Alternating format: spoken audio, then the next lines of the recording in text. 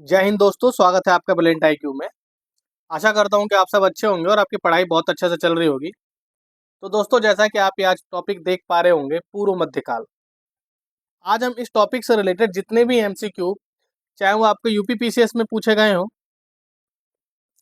या बीपीएससी में पूछे गए हों, छत्तीसगढ़ पीसीएस में पूछे गए हों, या एमपी पीसीएस में, राजस्थान पीसीएस में, झारखंड पीसीएस में, या यूपीएससी में, सबसे मेन यूपीएससी में पूछे गए जितने भी एमसीक्यू हैं, सबका डिटेल्ड एनालिसिस करेंगे। और हमारा फोकस 2026 के यूपीएससी के प्रीलिम्स पे डेडिकेट होगा। ठीक है, तो आप इस चैनल को लाइक कर दीजिएगा, सब्सक्राइब कर दीजिएगा और वीडियो को एंड तक देखिएगा ताकि आपसे एक भी क्वेश्चन छूट ना सके। आइए शुरुआत करते हैं हम पूर्व मध्यकाल से रिलेटेड क्वेश्चनों की, और ताबड़तोड़ इन क्वेश्चनों को करेंगे और आपका एक भी क्वेश्चन छूटेगा नहीं। आइए पहले क्वेश्चन से चालू करते हैं। तो पहला क्वेश्चन है, निम्नलिखित में से कौन शासक पृथ्वीराज चौहान के नाम से प्रसिद्ध है? इन चार ऑप्शन में से पृथ्वीराज चौहान के नाम से इनमें से कौन सा शासक फेमस है? पृथ्वीराज प्रथम, पृथ्वीराज द्वितीय, पृथ्वीराज तृतीय, उपयुक्त में से कोई नहीं। तो मैं आपको बता दूं, पृथ्वीराज तृतीय जो थे वह पृथ्वीराज चौहान के नाम से फेमस रहे थे। जो इनका शासनकाल रहा वह 1177 से 1192 ईस्वी तक। ठीक है, और ये पृथ्वीराज चौहान के नाम से फेमस थे। इन्होंने ही 1191 में तराइन तराइन की प्रथम लड़ाई में मोहम्मद गौरी को पराजित किया था। किसको पराजित किया था? मोहम्मद गौरी को। लेकिन अगले ही साल 1192 में तराइन के द्वितीय युद्ध में इनकी पराजय हो गई थी। ठीक है, तराइन के द्वितीय युद्ध में इनकी पराजय हो गई थी और इसी दौरान इनकी मृत्यु भी हुई थी। नेक्स्ट क्वेश्चन देखते हैं। राजस्थान पीसीएस ने 2023 में पूछा है, अजमेर का पराक्रमी चौहान शासक जिसने दिल्ली पर विजय प्राप्त कर उसे अपने साम्राज्य में शामिल कर लिया। अजमेर का ऐसा कौन चौहान शासक था जिसने दिल्ली पर विजय प्राप्त कर लिया और उसे अपने साम्राज्य में मिला लिया? तो उस शासक का नाम था, उस चौहान शासक का नाम था विग्रह राज चतुर्थ। क्या नाम था? विग्रह राज चतुर्थ नाम था। ठीक है, और दिल्ली में उस टाइम पे तोमरों का राज हुआ करता था। किसका? तोमरों का राज हुआ करता था। तोमर वंश दिल्ली में उस टाइम पे राज किया करते थे। और इसी ने, विग्रह राज चतुर्थ ने ही परम भट्टारक, परमेश्वर, महाराजाधिराज जैसी उपाधियां भी धारण की थी। नेक्स्ट क्वेश्चन आपके सामने है कि ताम्रपत्र लेख दर्शाते हैं कि प्राचीन काल में बिहार के राजाओं का संपर्क था। प्राचीन काल में बिहार के राजाओं का संपर्क कहाँ से था? बर्मा से, थाईलैंड से, कंबोडिया से, या जावा सुमित्रा से? तो कहाँ से इनका संपर्क रहा था? तो इनका संपर्क था जावा सुमित्रा से, इनका संपर्क रहा था। ठीक है, नेक्स्ट क्वेश्चन आपके सामने है। बीपीएस ने 2018 में पूछा है इस क्वेश्चन को। कह रहा है, स्वर्ण भूमि का वह राजा कौन था जिसने नालंदा में एक बौद्ध विहार की स्थापना की, उसके रख रखाव हेतु अपने दूत द्वारा देवपाल से 5 गांव दान में देने की प्रार्थना भी की? क्वेश्चन आप समझ पा रहे हैं कि स्वर्ण भूमि का वो राजा कौन था जिसने नालंदा में एक बौद्ध विहार की स्थापना की तथा उसने रख रखाव हेतु अपने दूत द्वारा देवपाल से 5 गांव दान में देने की प्रार्थना भी? तो उस राजा का नाम क्या था? उस राजा का नाम था बालपुत्र देव। क्या नाम था? बालपुत्र देव नाम था उस राजा का। ठीक है, याद रहेगा आपको, क्या नाम था? बालपुत्र देव।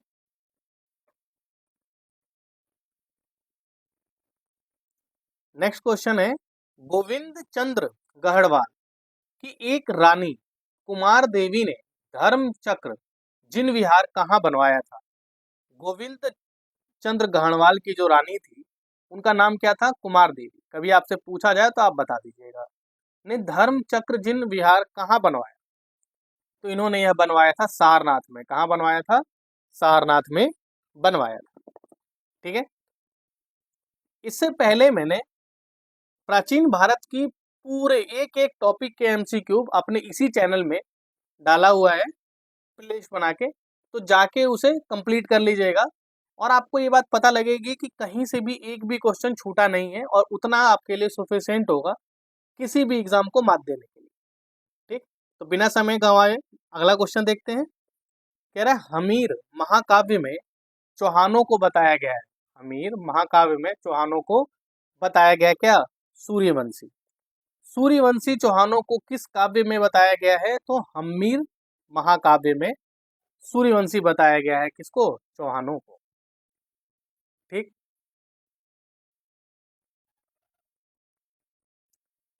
अगला क्वेश्चन आपके सामने है। अल्लाह उदल संबंधित थे। अल्लाह और उदल किससे संबंधित थे? तो यह संबंधित थे महोबा से। किससे संबंधित थे? महोबा से। ठीक है, आपको याद रहेगा अल्लाह और उदल महोबा से संबंधित थे।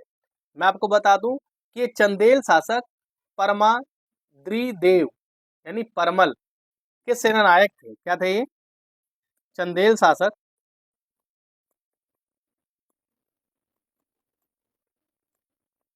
परमल के सेनानायक थे। क्या थे ये? सेनानायक। कौन? अल्लाह और उदल। और 1182 ईस्वी में पृथ्वीराज चौहान से जो लड़ाई हुई थी इनकी, पृथ्वीराज चौहान के साथ युद्ध हुआ 1182 में, और इसी युद्ध में इनका वीर गति प्राप्त हो गई थी।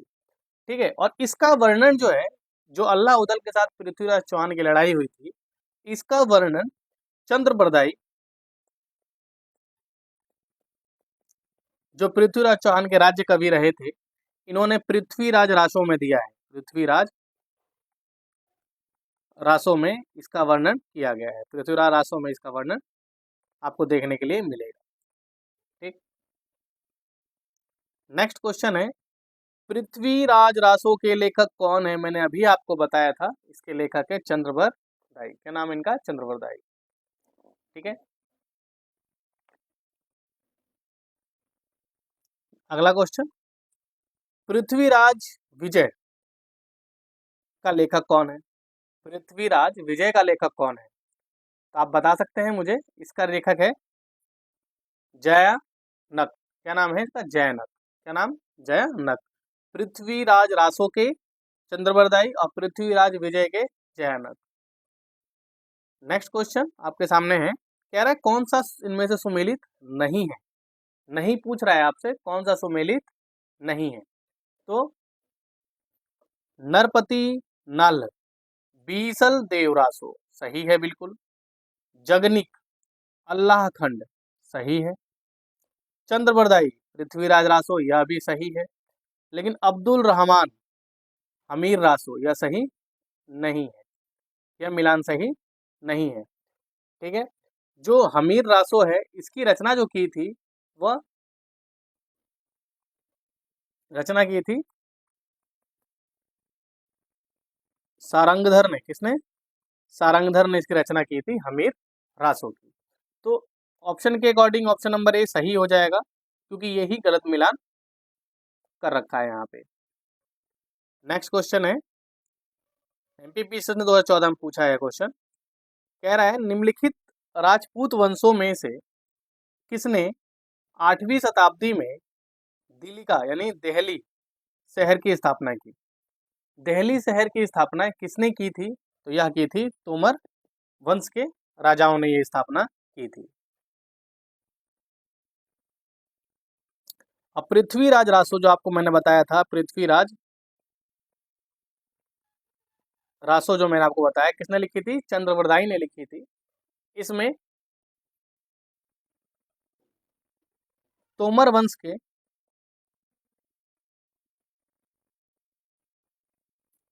अनंगपाल अनंगपाल को क्या बताया गया है? दिल्ली का संस्थापक। दिल्ली का संस्थापक इनको बताया गया है। ठीक है, अगला क्वेश्चन है जेजाक भुक्ति प्राचीन नाम था। जेजाक भुक्ति किसका प्राचीन नाम था? तो वह नाम था किसका? बुंदेलखंड का। किसका? बुंदेलखंड का। अगला क्वेश्चन है, धंगदेव किस वंश का शासक था? धंगदेव किस वंश का शासक था? तो यह था जेजा भुक्ति के चंदेल वंश का शासक का नाम क्या था? धंगदेव। एमपीपीसीएस ने 2017 में क्वेश्चन पूछा था। आरओ ने 2017 में क्वेश्चन पूछा है, निम्नलिखित शासकों के नाम सही कालानुक्रम संयोजित कर अपना उत्तर नीचे दिए गए कूट से चयन कीजिए। मतलब इसको क्रम से सजाना है इन शासकों को कि कौन सा शासक पहले आया, उसके बाद कौन सा शासक आया, फिर कौन सा शासक आया था। तो हम देख रहे हैं कि सबसे पहले हमें देखने के लिए मिलेगा इन चारों में से, जैसे विद्याधर, धंग, यशो वर्मा और कीर्ति वर्मा दिया है, तो इसमें यशो वर्मा जो थे वो सबसे पहले दिखेंगे हमें, जिनका टाइम पीरियड रहा था 930 से 950 ईस्वी, यशो वर्मन का। उसके बाद से आपको देखने के लिए मिलेंगे धंगदेव। क्या नाम, क्या देखने के लिए मिलेंगे? धंग। तो धंग का जो टाइम पीरियड था 950 से 1002 ईस्वी तक का टाइम पीरियड रहा था इनका। उसके बाद आपको देखने के लिए मिलेंगे विद्याधर। कौन? विद्याधर। कब से कब तक? 1019 से 1029 ईस्वी के बीच इनका टाइम पीरियड था। सॉरी, ये टाइम पीरियड किसका रहा था? विद्याधर का। ठीक है, ये टाइम पीरियड किसका था? विद्याधर का टाइम पीरियड रहा था ये। उसके बाद आपको देखने के लिए मिलेंगे कीर्ति वर्मा। कीर्ति वर्मा का टाइम पीरियड था 1060 से 1100 ईस्वी। इस हिसाब से ऑप्शन नंबर ए आपका सही उत्तर हो जाता है। अगला क्वेश्चन है, चित्तौड़ के त्रिभुवन नारायण मंदिर, चित्तौड़ के त्रिभुवन नारायण मंदिर को किसने बनवाया? त्रिभुवन नारायण मंदिर को परमार राजा भोज ने बनवाया था। किसने बनवाया था? परमार राजा भोज ने। नेक्स्ट क्वेश्चन आपके सामने है, पुंड्रवर्धन, पुंड्रवर्धन भुक्ति अवस्थित थी, कहाँ अवस्थित थी? तो उत्तर बंगाल में। कहाँ स्थित थी? उत्तर बंगाल में। अगला क्वेश्चन आपके सामने है, पाल वंश का संस्थापक कौन था? पाल वंश का संस्थापक कौन था? तो आप सबको ये बात पता होगी कि गोपाल ने पाल वंश की स्थापना की थी। किसने की थी? गोपाल ने। और ये क्षत्रिय वंश से था। किससे था? क्षत्रिय वंश का राजा रहा था ये। ठीक। और बौद्ध धर्म को मानता था। किसको? बौद्ध धर्म को ये मानता था। और इसी ने नालंदा में एक विहार का निर्माण भी कराया था।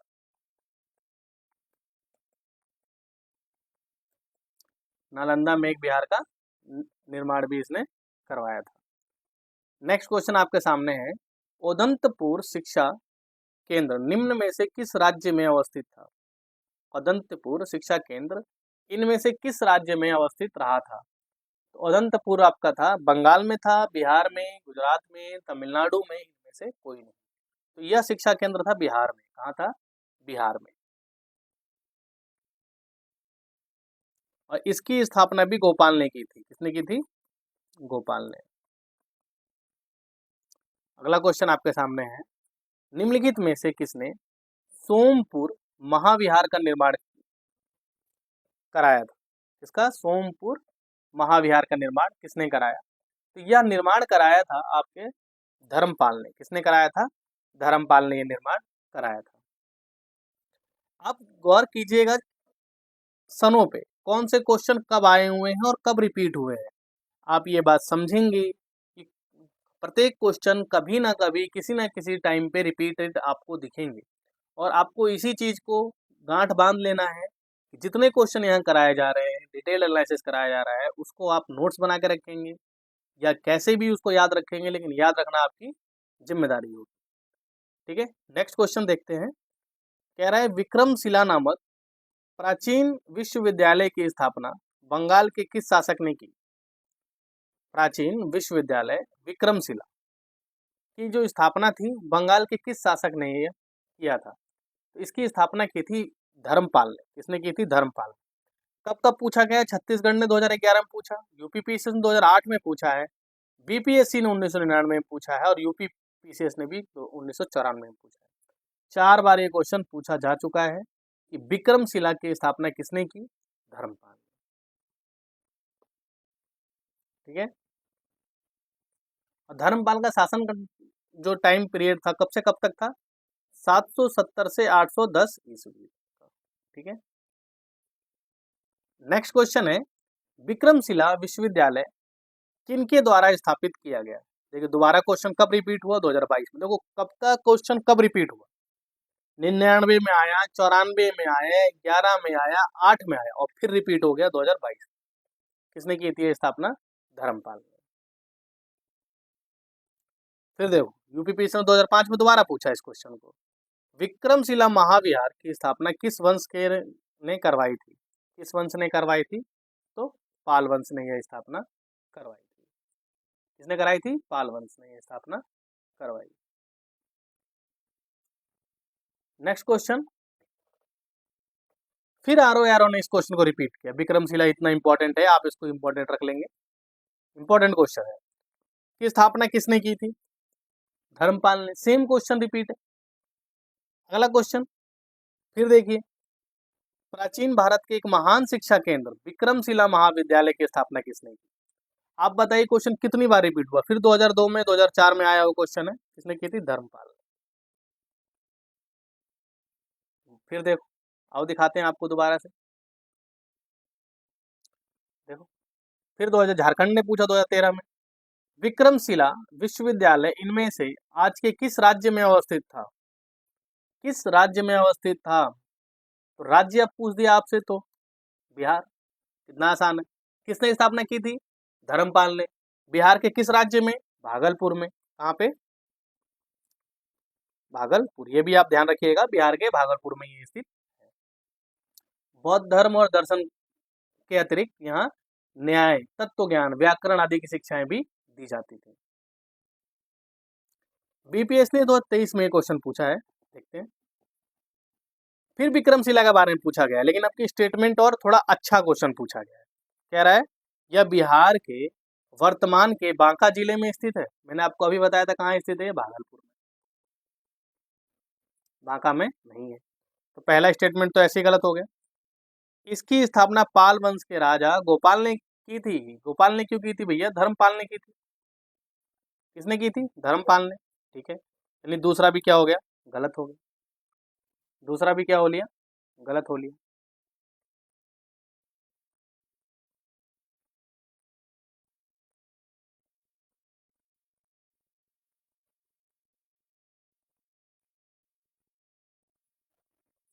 भागलपुर और बांका एक ही है। ठीक है, भागलपुर और बांका एक ही है। पहला स्टेटमेंट सही है, दूसरा क्या हो गया? गलत। सॉरी, नहीं नहीं नहीं, भागलपुर और बांका एक नहीं है। भागलपुर में क्या पूछ रहा है? गलत कथन पूछ रहा है। क्या पूछ रहा है? गलत कथन आपसे पूछा जा रहा है। बौद्ध धर्म वज्रयान संप्रदाय यहाँ फला फूला, ये सही स्टेटमेंट है। यहाँ खगोल विज्ञान, तर्कशास्त्र, कानून, व्याकरण और दर्शन जैसे अन्य विषय भी पढ़ाए जाते थे, ये भी सही है। ये दो सही हैं और ये दो क्या हैं? गलत है। तो आपसे क्या पूछ रहा है? गलत पूछ रहा है। तो या इसका सही आंसर क्या हो जाएगा? एक और दो। नेक्स्ट क्वेश्चन है, आर ने 2021 में पूछा है, निम्नलिखित में से किस राजाओं को जनता द्वारा प्रत्यक्ष रूप से चुना गया? जनता ने प्रत्यक्ष रूप से इनमें से किस राजा को चुना था? तो वो दो राजा रहे थे, गोपाल और नंदी वर्मन पल्लव मल्ल। ठीक है, ये दो राजा ऐसे थे जिन्हों को जनता ने प्रत्यक्ष तौर पर चुना था। ऑप्शन नंबर सी इसका सही उत्तर हो जाएगा। अगला क्वेश्चन है, निम्नलिखित स्थानों में से कौन सा स्थान पूर्व मध्यकाल में शिक्षा का केंद्र नहीं था? शिक्षा का केंद्र इनमें से कौन नहीं था? तो तक्षशिला शिक्षा का केंद्र नहीं था। और तक्षशिला किसकी राजधानी थी? गंधार की। किसकी? गांधार की राजधानी रही। नेक्स्ट क्वेश्चन है, निम्नलिखित में से किसने हिरण्यगर्भ धार्मिक कार्य कराया था? हिरण्यगर्भ धार्मिक कार्य इनमें से किसने कराया था? तो किसने कराया था? दंती दुर्ग ने। किसने कराया था? दंती दुर्ग ने। और जो हिरण्यगर्भ महादान के रूप में फेमस है, किसके? महादान। अगला क्वेश्चन है, निम्नलिखित में से कौन अपने पिता के अभियानों के क्रम में सैनिक छावनी में पैदा हुआ था? सैनिक छावनी में कौन पैदा हुआ था जब पिता अभियान पे थे? सैनिक अभियान पे थे पिता और उस टाइम पे वो पैदा हो गया। उनका नाम था अमोघ वर्ष राष्ट्रकूट। क्या नाम था? अमोघ वर्ष राष्ट्रकूट। इसको अमोघ वर्ष प्रथम के नाम से भी जाना जाता है। इनका जन्म 800 ईस्वी में हुआ था। कब हुआ था? 800 ईस्वी में। ठीक है। और इनके पिता का नाम क्या था? राजा गोविंद तृतीय। पिता का नाम था राजा गोविंद तृतीय। ठीक है। अगला क्वेश्चन है, महानतम प्रतिहार राजा था। प्रतिहारों का सबसे महान राजा कौन था? तो आप सबको पता है इनके बारे में। मीर भोज जो थे वो सबसे शक्तिशाली राजा रहे थे। ये वैष्णव धर्म के अनुयायी थे। किस धर्म के अनुयायी थे? वैष्णव धर्म के अनुयायी थे। किस धर्म के अनुयायी थे? वैष्णव धर्म के। और जो इन्होंने उपाधि धारण की थी वो आदिवारा एवं प्रभास की उपाधि धारण इन्होंने की थी। अगला क्वेश्चन है, गुज्जर प्रतिहार शासकों में से किसकी उपाधि आदिवराह की थी? अभी बताया मैंने, मीर भोज की जो उपाधि थी वो आदिवराह की थी। ठीक है।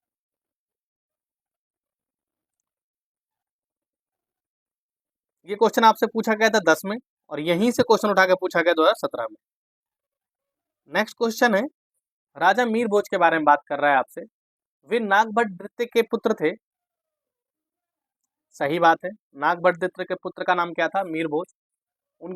उनके साम्राज्य की राजधानी, नहीं सॉरी, नहीं पूछ रहा है ना, सॉरी सॉरी सॉरी सॉरी, नहीं पूछ रहा है। वे नागभट्ट द्वितीय के पुत्र थे? नहीं, वे नागभट्ट द्वितीय के पुत्र नहीं थे। वो किसके पुत्र रहे थे? रामभद्र के। किसके? रामभद्र के पुत्र थे। और इनकी माता का नाम था अप्पा देवी। क्या नाम था? अप्पा देवी। तो ये स्टेटमेंट क्या हो गया? गलत। उनके साम्राज्य की राजधानी कन्नौज थी। बिल्कुल सही है। अरब यात्री अल मसूदी ने उन्हें राजा बोरा का नाम दिया। ये स्टेटमेंट भी क्या है? सही है। यानी सिर्फ गलत स्टेटमेंट एक ही है, उसका नाम है ऑप्शन नंबर ए। और आपसे क्या पूछ रहा था? गलत ही पूछ रहा था। अगला क्वेश्चन है, निम्नलिखित ऐतिहासिक व्यक्तियों के नाम कालानुक्रम संयोजित कर नीचे दिए गए कूट को देखना है। मतलब क्रम से इन व्यक्तियों के नामों को लगाना है, कौन पहले आया उसके बाद कौन। तो सबसे पहले हमें इन्हें देखने में मिलता है वत्सराज। वत्सराज का जो टाइम पीरियड रहा था 775 से 800 ईस्वी के। ठीक है। उसके बाद आपको देखने के मिलते हैं नागभट्ट। नागभट्ट का जो टाइम पीरियड था 800 से 833 ईस्वी। उसके बाद आपको देखने के लिए मिलते हैं महेंद्रपाल। महेंद्रपाल 885 से 910 ईस्वी। फिर आपको देखने के लिए मिलेंगे महीपाल। महीपाल का टाइम पीरियड था 912 से 912 ईस्वी से 944 ईस्वी। तो इस हिसाब से आपको ऑप्शन नंबर बी सही उत्तर हो जाता है। अगला क्वेश्चन है, निम्नलिखित में से कौन सा शासक गुज्जर प्रतिहार राजवंश से संबंधित नहीं है? गुज्जर प्रतिहार राजवंश से कौन सा शासक संबंधित नहीं है? तो नागभट्ट, देवपाल और भरतृभट्ट प्रथम यह गुज्जर प्रतिहार से संबंधित थे, लेकिन महेंद्रपाल प्रथम गुज्जर प्रतिहार वंश से संबंधित नहीं रहे थे। ठीक है। सॉरी, महेंद्रपाल तो थे, भरतृभट्ट नहीं थे। गुज्जर प्रतिहार से संबंधित ये नहीं रहे थे। Option number D. Next question है, अरब यात्री सुलेमान ने किस प्रतिहार राजा के शासनकाल में भारत की यात्रा की? सुलेमान ने, जो अरब यात्री था, उसने किस शासक के शासनकाल में भारत की यात्रा की थी? तो शासक का नाम था भोज प्रथम। अगला क्वेश्चन, महान जैन विद्वान हेमचंद्र किसकी सभा को अलंकित करते थे? हेमचंद्र जो थे वो किसकी सभा में मतलब मौजूद थे, तो उस शासक का नाम था कुमारपाल। क्या नाम था? कुमारपाल। ठीक। इन्होंने शासन किया था 1143 से 1172। ठीक। और ये सोलंकी वंश से थे। किस वंश से थे? सोलंकी वंश से। नेक्स्ट क्वेश्चन, महान जैन विद्वान हेमचंद्र किसकी सभा को अलंकित करते थे? तो उनका नाम था कुमारपाल। निम्नलिखित में से किसे एक नया संवत चलाने का यश प्राप्त हुआ? नया संवत चलाने का यश किसको प्राप्त हुआ था? तो उसका नाम क्या था? लक्ष्मण सेन। और इन्होंने लक्ष्मण संवत चलाया था। क्या चलाया था? लक्ष्मण संवत। लक्ष्मण संवत का प्रारंभ निम्नलिखित में से किस वंश द्वारा किया गया था? उस वंश का नाम क्या था? तो उस वंश का नाम था सेन वंश। सेनों ने लक्ष्मण संवत की शुरुआत की थी। यूपीएससी ने 1995 में और यूपीपीसीएस ने भी सेम टाइम पे पूछा इस क्वेश्चन को। अच्छा क्वेश्चन है। निम्नलिखित में से कौन से मध्यकालीन भारत के प्रसिद्ध विधिवेत्ता थे? विज्ञानेश्वर, हेमाद्रि, राजराजेश्वर, जीमूत वाहन। इन चारों में से कौन विधिवेत्ता रहे थे? तो विज्ञानेश्वर, हेमाद्रि और जीमूत वाहन विधिवेत्ता नहीं थे। राजराजेश्वर एक दो और राजराजेश्वर जो थे राजा थे। एक मिनट। विज्ञानेश्वर जो थे विधिवेत्ता थे, हेमाद्रि भी विधिवेत्ता रहे थे और जिमूत वाहन भी विधिवेत्ता के रूप में प्रसिद्ध थे। लेकिन राजशेखर जो थे वह विधिवेत्ता के रूप में प्रसिद्ध नहीं थे। यानी तीसरा ऑप्शन क्या है? गलत है। ऑप्शन नंबर सी इसका सही उत्तर हो जाएगा।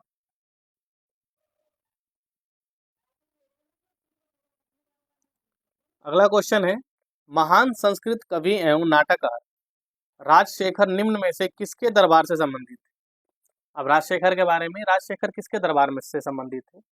तो ये संबंधित रहे थे राजा भोज के दरबार संबंधित नहीं थे, महीपाल के दरबार से संबंधित रहे थे और महेंद्रपाल के दरबार से भी संबंधित थे। यानी इसका ऑप्शन आप बी या सी में से कुछ भी चयन कर सकते हैं। अगला क्वेश्चन है, सूची एक राजवंश दिया है और उसकी राजधानी दी है और मिलान करना है। ठीक है। अभी आपने देखा था कि प्रतिहारों की जो राजधानी रही थी वह क्या रही थी? कन्नौज। चोल रांझ की राजधानी जो थी वह थी तंजौर। परमार राज की राजधानी जो थी वह थी धारा। और सोलंकी राज की राजधानी जो थी वह थी अहिलवाड़। इस हिसाब से देखा जाए तो द अ स ब द अ स ब द अ स ब यानी ऑप्शन नंबर डी इसका सही उत्तर हो जाएगा। फिर से राजा दिया है और राजवंश दिया गया है। नन्नुक किस राजवंश से संबंधित रहे थे? कितने युग में सुमेलित है? यूपीएससी ने 2022 में एक क्वेश्चन पूछा है, इंपॉर्टेंट है। ठीक है। नन्नुक किस राजवंश से संबंधित थे?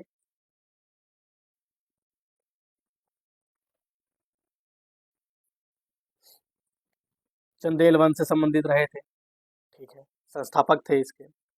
जय शक्ति, जय शक्ति भी चंदेल वंश से ही रहे थे, परमार वंश से इनका कोई रिलेशन नहीं था। यानी दूसरा ऑप्शन गलत हो लिया। नागभट्ट द्वितीय गुज्जर प्रतिहार, ये ऑप्शन भी बिल्कुल सही है। भोज राष्ट्रकूट, भोज राष्ट्रकूट से नहीं थे। यह भी किससे थे? परमार वंश से थे। किससे थे? परमार वंश से। यानी केवल दो युग्म इसके सही हैं, पहला और तीसरा, बाकी दो गलत है। नेक्स्ट क्वेश्चन आपके सामने है, गुज्जर प्रतिहार वंश की स्थापना किसने की? गुज्जर प्रतिहार वंश की स्थापना किसने की? तो यह स्थापना की थी नागभट्ट प्रथम ने। किसने की थी? नागभट्ट प्रथम ने। नागभट्ट प्रथम का टाइम पीरियड 730 से 756 ईस्वी का था। ठीक। नेक्स्ट क्वेश्चन है, निम्नलिखित में से कौन त्रिकोणात्मक संघर्ष का हिस्सा नहीं था?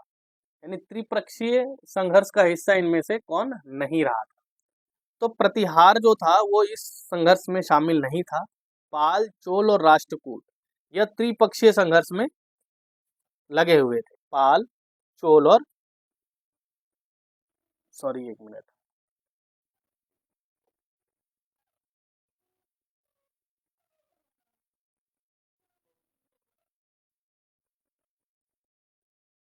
सॉरी चोल नहीं थे इसमें। त्रिपक्षीय संघर्ष में थे प्रतिहार, पाल और राष्ट्रकूट।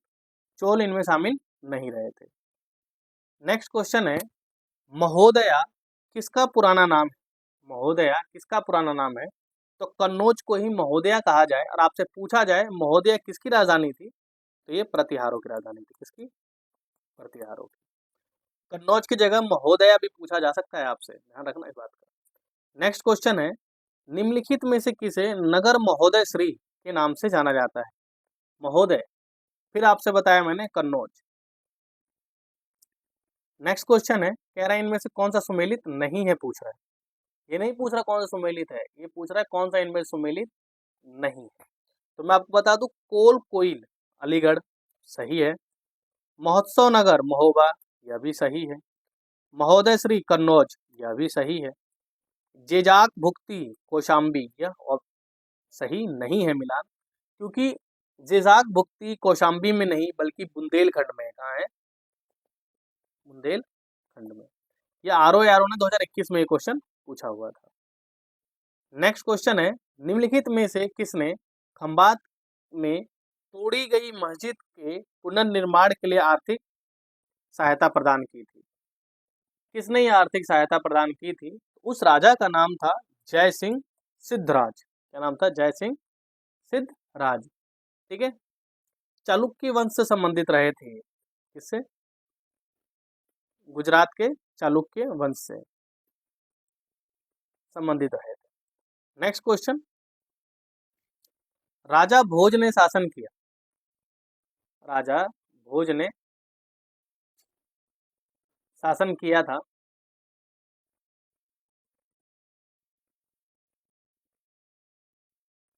कहाँ पर? धारा पर। कहाँ पे? धारा पे। कहाँ?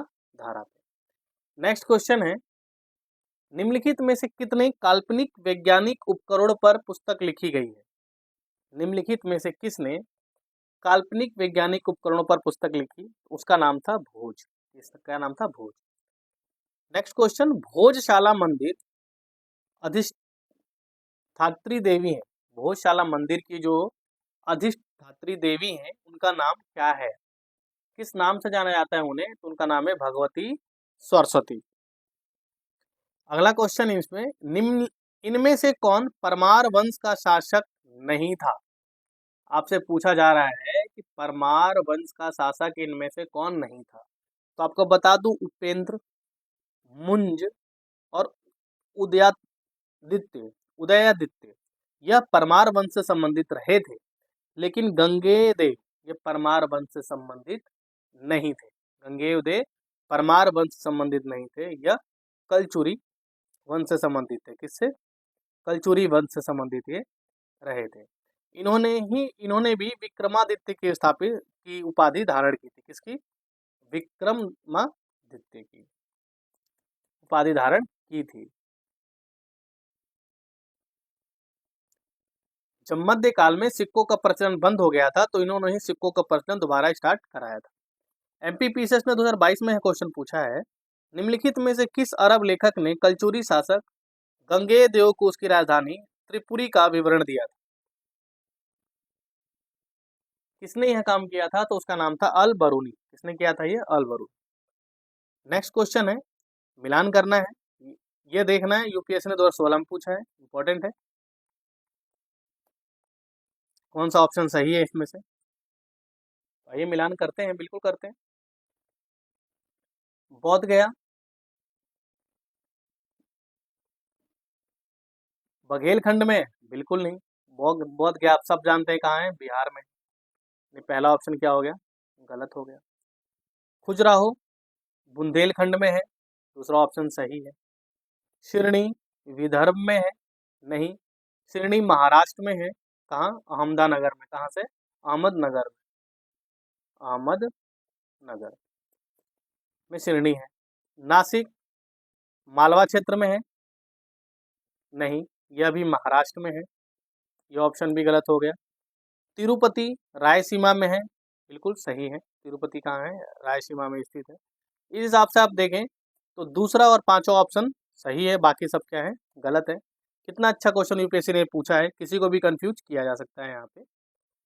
नेक्स्ट नेक्स्ट क्वेश्चन है, आप सिर्फ ये पकड़ लेते हैं कि नासिक कहाँ है, महाराष्ट्र में है, मालवा से कोई संबंध नहीं है, तो आपको आपका आंसर मिल जाता है। नेक्स्ट क्वेश्चन, गौड़ गौड़वाहो के रचयिता कौन थे? गौड़वाहो के रचयिता इनमें से कौन थे? तो वाक्यपति इसके रचयिता रहे थे। नेक्स्ट क्वेश्चन, मध्यकालीन भारत के आर्थिक इतिहास के संदर्भ में अर्घट्टा किसे निरूपित करता है? यह क्वेश्चन भी यूपीएससी ने 2016 में पूछा था। बहुत अच्छा क्वेश्चन है ये। अर्घट्टा का मतलब था सिंचाई से, अर्घट्टा का मतलब था सिंचाई से संबंधित रहा था। तो भूमि की सिंचाई के लिए प्रयुक्त जल चक्र को अर्घट्टा का नाम से जाना गया, यानी वाटर व्हील के नाम से। अगला क्वेश्चन है, कश्मीर का अकबर नाम से प्रसिद्ध सुल्तान कौन था? कश्मीर का अकबर किसे कहा जाता था? तो उस सुल्तान का नाम था सुल्तान जैनुल आबादीन।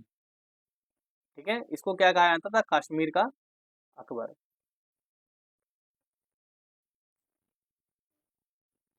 कर्नाट वंश का अंतिम शासक कौन था?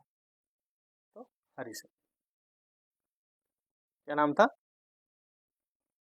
कर्नाट वंश का संस्थापक कौन था और अंतिम शासक कौन रहा था इसका? संस्थापक थे इसके नान्यदेव, और अंतिम शासक जो थे उनका नाम क्या था? अंतिम शासक का नाम क्या था बताओ, आपको आपको पता हो तो। इसके अंतिम शासक का नाम था हरि सिंह। क्या नाम था? हरि सिंह।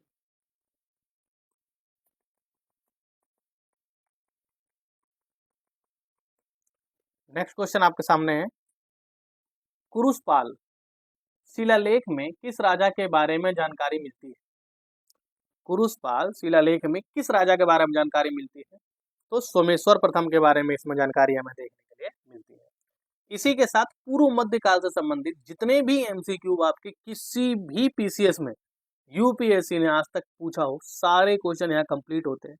इसका पीडीएफ आपको मेरे टेलीग्राम चैनल पर देखने के लिए मिल जाएगा, जो मैं अभी अपलोड कर दूंगा। आप वहां से इसको डाउनलोड कर सकते हैं। और चैनल को आप लाइक और सब्सक्राइब किए बिना बिल्कुल मत जाइएगा, और अपने दोस्तों से भी इसे जरूर शेयर कीजिएगा। मिलते हैं आपसे अगले टॉपिक में, जो मध्यकाल भारत का इतिहास है, और हम देखेंगे भारत पर मुस्लिम आक्रमण से संबंधित जितने भी एमसीक्यू बन सकते हैं, जितने भी टॉपिक्स कवर हो सकते हैं उसको। तो धन्यवाद, अगले टॉपिक में आपसे मुलाकात होगी। ठीक है, ध्यान रखिएगा अपना, अच्छे से पढ़ाई करते रहिएगा।